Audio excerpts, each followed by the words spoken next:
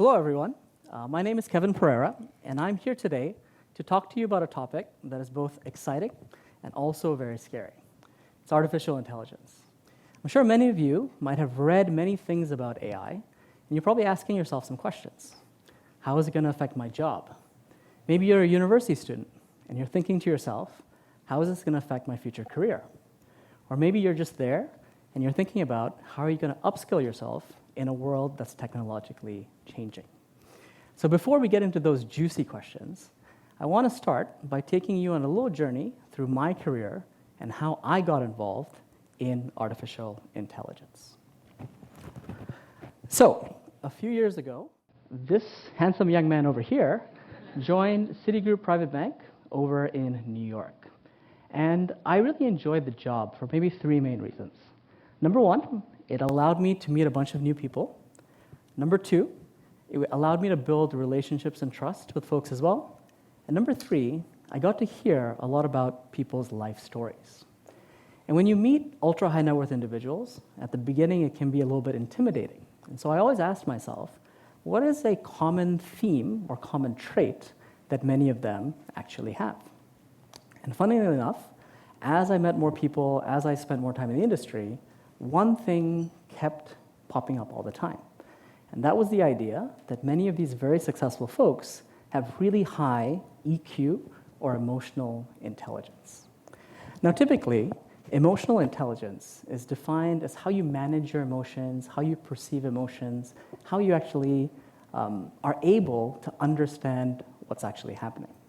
And that actually started me on my journey of trying to improve my own EQ. And so I ended up doing that in part by going over to MBA school. And over there, I didn't take any of the finance stuff. I took a lot of the soft skill classes. And if I'm being honest, a lot of the soft skill classes, there was some fluff there, but the useful parts were actually really, really useful.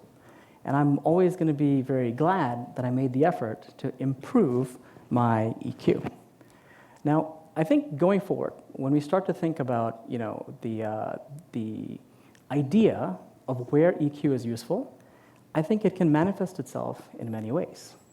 And so for me, after I finished my MBA school, I ended up going over to Myanmar. And so over in Myanmar, we had a bunch of different experiences, I should say, over there. And one of them that I wanted to highlight is this one over here, right? And so over there, what actually happened is I was working at a company that was doing internet infrastructure.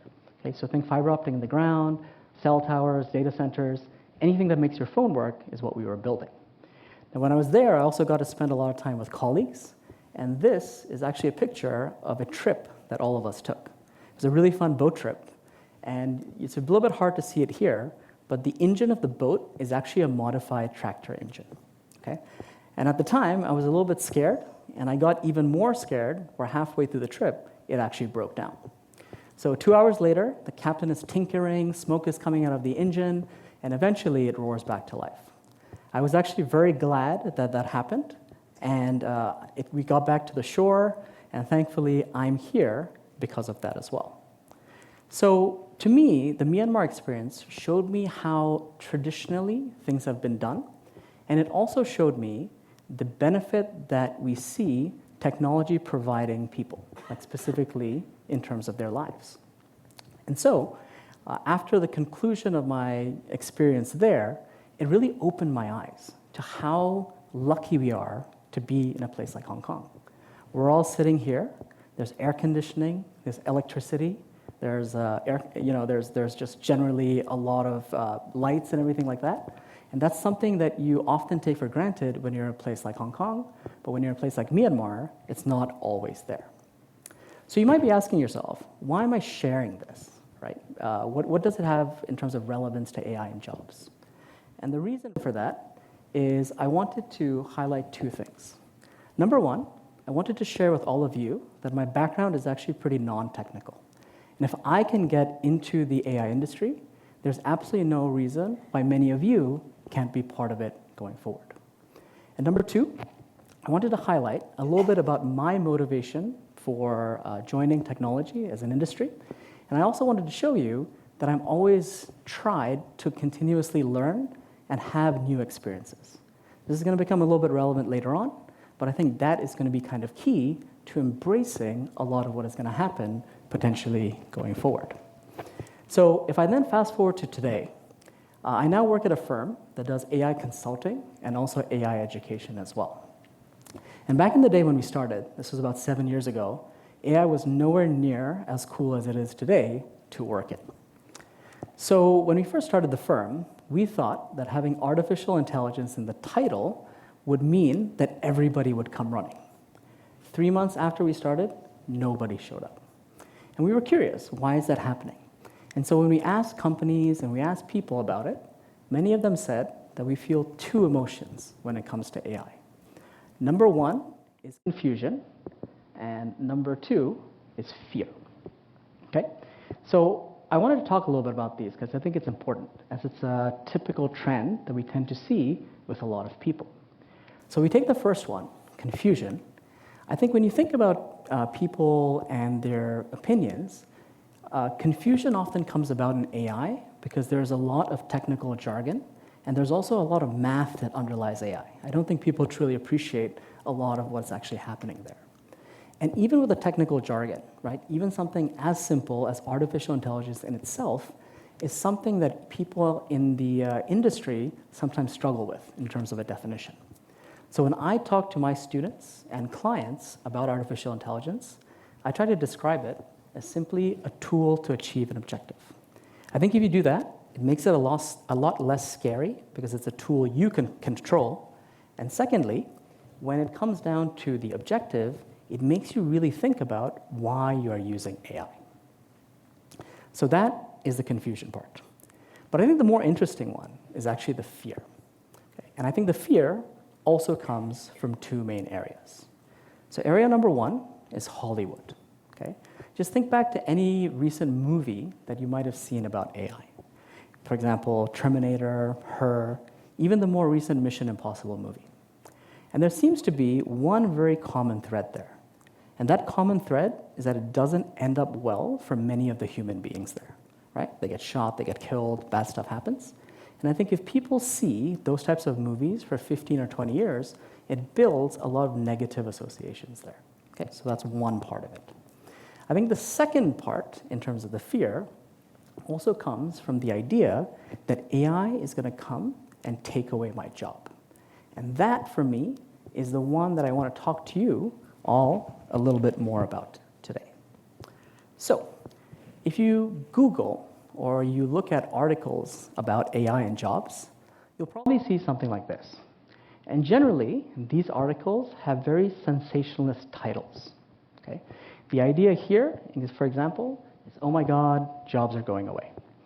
And I think when you look at these types of articles, my recommendation is try to think about not only what is the title, but what's in the rest of the article. Okay.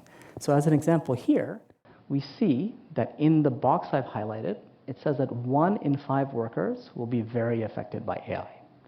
But another way to look at it, if you turn it around, is that 4 out of 5 workers are going to be less affected. Right? And people don't always appreciate that. So try to look at what is it actually saying and really, really concentrate and think about that. So if that's sort of the idea of multiple perspectives, the question then becomes, how should we think about AI's effect on jobs going forward? And so for that, let me suggest something slightly different. And for that, let me give you the idea that it's not really about job automation, right? When it comes to automation, it's more about task automation. And when what I mean there is that let's consider a hypothetical job. And that hypothetical job has 10 tasks. Let's say 7 of them are easy to automate, and 3 of them are hard to automate.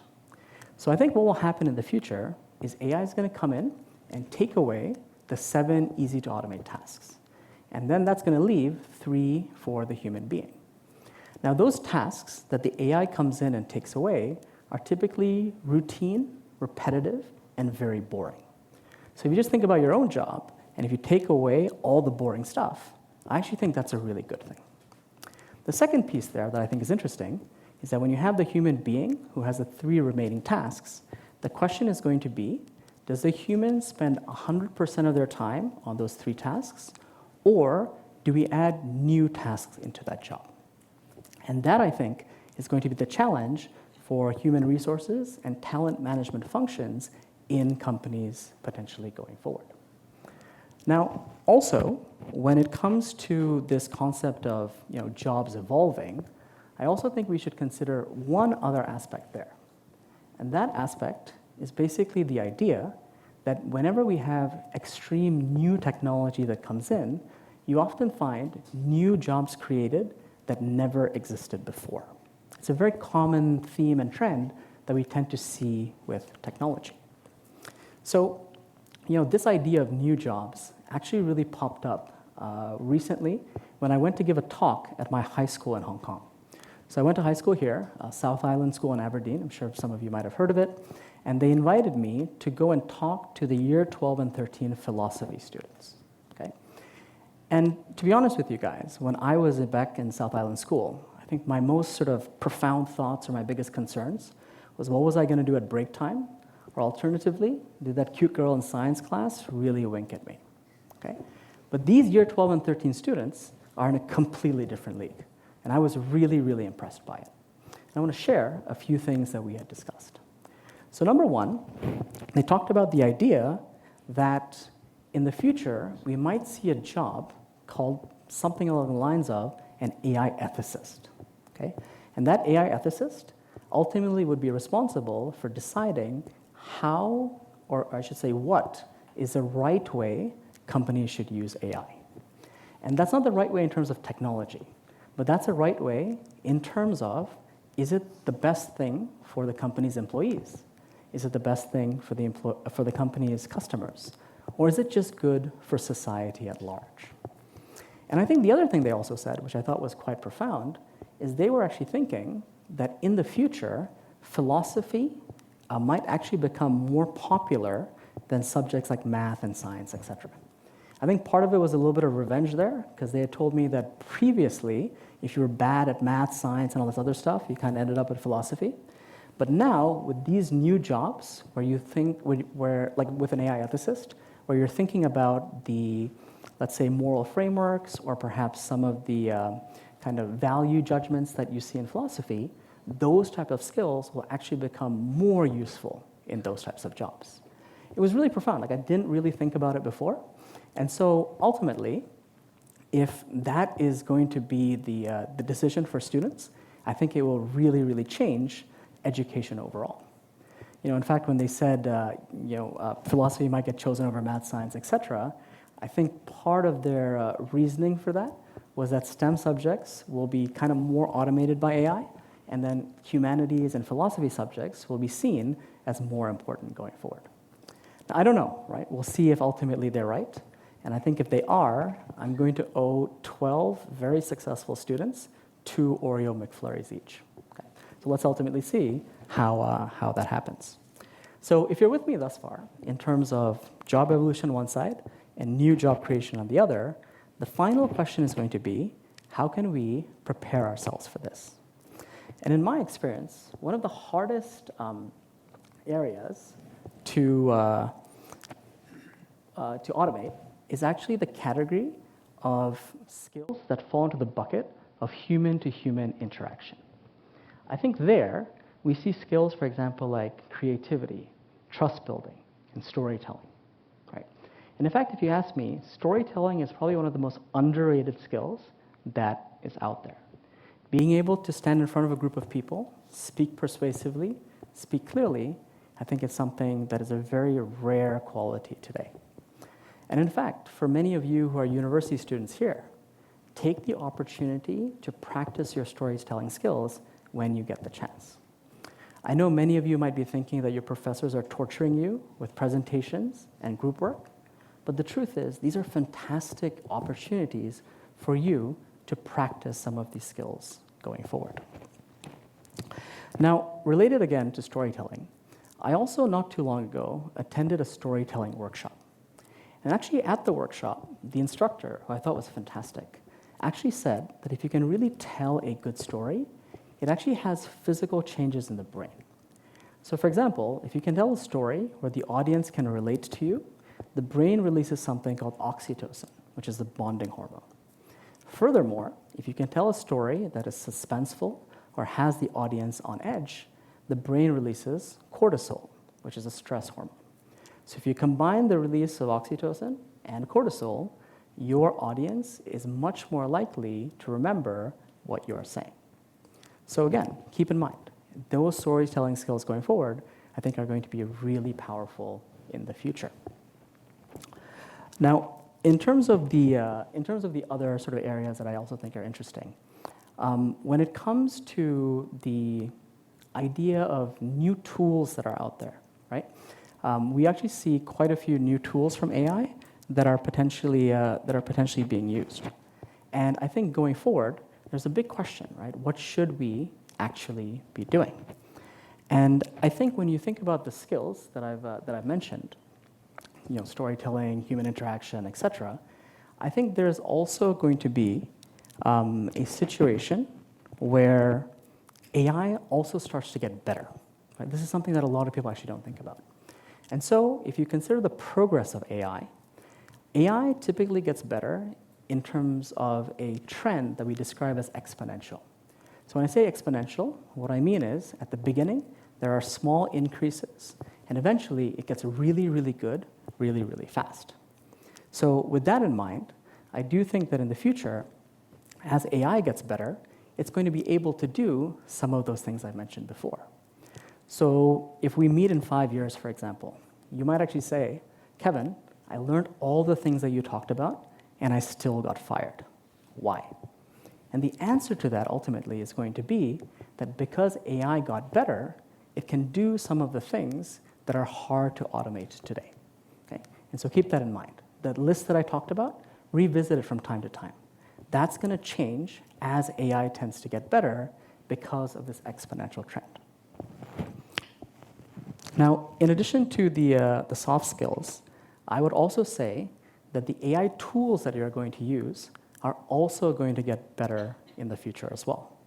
We've actually seen this happen quite a lot, and I do think, going forward, that a lot of those tools are what we call no-code and low-code tools. This means that you don't need coding and you don't need programming to be able to use them. So an example of a low-code and no-code tool actually comes about over here. So I use one of these AI image generation tools to take my LinkedIn profile picture, put it into the machine, and ask it to age me by 10 years with a clean-cut beard. Okay? To me, there are some elements of George Clooney in there. It's kind of what I got when I looked. And I hope that in 10 years, I definitely look like that. Irrespective of whether that's actually true, we've never had tools like this with that high of a quality in terms of the output. Okay. And what I'll also say is the tools that we use today and the tools that we're going to use 5 years from now are going to be different. One more reason to embrace continuous learning. Now, I think in addition to understanding how to use the tools well, there is also a risk that the tools are used in a sloppy way. And to talk about this, I wanted to draw an example from my own professional life. Because in addition to doing the consulting, I also do a lot of lecturing at a number of universities in Hong Kong and also in the Asia Pacific region. And I mainly teach classes on AI in their business schools. And in those classes, I encourage a lot of students to use the AI tools. Because I think the more you use it, the better you're ultimately going to become at that going forward. And so therefore, recently, I got this email from a student. I think you can pretty much tell the issue that's going on here. If you can't see it and you're sitting in the back, there's a red box here, okay? And in that red box, there's a little bit of a typo. So for the university students that are sitting out here, my recommendation is if you use AI to do your homework for you, make sure you reread it, okay? I cannot tell you how important that is. Please, please reread what's happening. And what is the impact, right? Because you may think that this is a very minor mistake. But the truth is that it isn't. And it isn't because if somebody sees this email, they're going to have a couple of thoughts. Number one, they're going to know you used AI to write it, right? Number two, they're also going to know that you didn't bother proofreading that email. And that creates a very negative impression in terms of you. So I think these tools are going to be amazing. I think what they're going to do is going to blow us away. But as they say, with great power comes great responsibility. Use the tools well, they're going to be fantastic. Use them badly, they're going to hinder you to no end as well. Okay? So just keep that in mind. I think that's really important when it comes to using these tools well. So you'll recall at the kind of beginning of the talk, I described AI as simply a tool that can help you achieve an objective. And I think knowing the tools and knowing the right situation to use the tools is going to be a skill in itself. And I would like to sum that up by a phrase which I talk about quite a bit, which is that you are more likely to be replaced by someone who knows how to use AI rather than by AI itself. And let me repeat that for emphasis, because I think that is really important. You are more likely to be replaced by someone who knows how to use AI rather than by AI itself. And so, I hope that by upskilling yourself and continuously learning, you end up on the right side of that line. And I look forward to seeing how all of you use AI in the future. Thank you very much.